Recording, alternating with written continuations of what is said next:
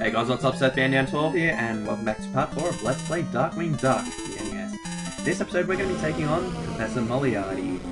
This may or may not be a reference to Professor Moriarty from the Sherlock Holmes books, but I digress. I don't think that has anything to do with Batman or Duck, so we'll just carry on as if we were not talking about this at all. And to start the level, we're in a construction site with a whole bunch of basketball playing kangaroos. We will call them Andrew Bogut from here on because, I don't know, that's the only Australian basketballer I know. They'll just throw basketballs at you. You can easily block them with your shield. They aren't too much of a worry.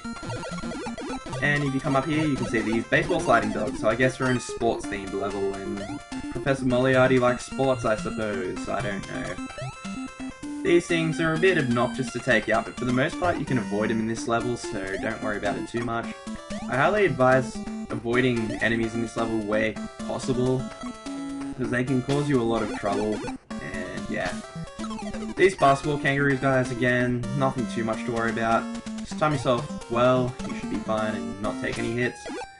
Now this bit, what are you gonna do, is to take out this kangaroo, go for the arrow gas, and then get the thunder gas.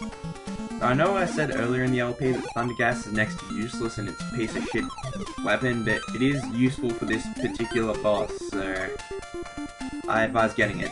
Take the left path to heal yourself, but you're gonna have to fight a kangaroo, no problem there. If you take the right path, you'll get a some gas ammo, and however you can also, or anyway you can get that, so it doesn't matter too much anyway, so whatever. Let's just head across this beam, go down, get the gas, and head on our happy little ways up the construction site. Don't really know why this is quite a lot of construction sites in Darkwing Duck. I don't really know why. Guess Capcom just wanted to do that, and yeah, I'm just dancing to the music. Music in this game is pretty awesome. Probably my favourite soundtrack in this. And if you want to get yourself a delicious, juicy life, what you're going to want to do, just use those rings and head on your happy little way. Get yourself a 1-up. It's also advisable that you hang to the right and down here to avoid getting attacked by the baseball slide dogs, or whatever they're called. I think I decided here that I wanted to go kill the kangaroo, which is a mistake I ended up paying for a little bit later on. Because the kangaroo just ended up respawning and I just took a lot of damage and almost died trying to get to that ring thing. I do advise that you take caution with those rings because they can be a little bit obnoxious to get to on your first try. If it's your first try playing, or if you're a noob at the game, so like me. But anyway, just kill this basketball guy, head down to the checkpoint, and you've got these egg ducks. I'm wondering if these guys are construction workers, because these guys are always in like construction-y levels. They're in, what's his name, Wolf Duck stage, which is sort of a city thing you can sort of associate with construction sites, I suppose. So, I don't know, they might be like construction workers that Steelbeaker's brainwashed to do their evil bidding. And head across to these spotlights, and jump up here, and this bit is where I die. Because of the carelessness back with the kangaroos, but oh well, that's just the way the cookie crumbles. Considering I didn't go that far, I decided just to leave the footage in.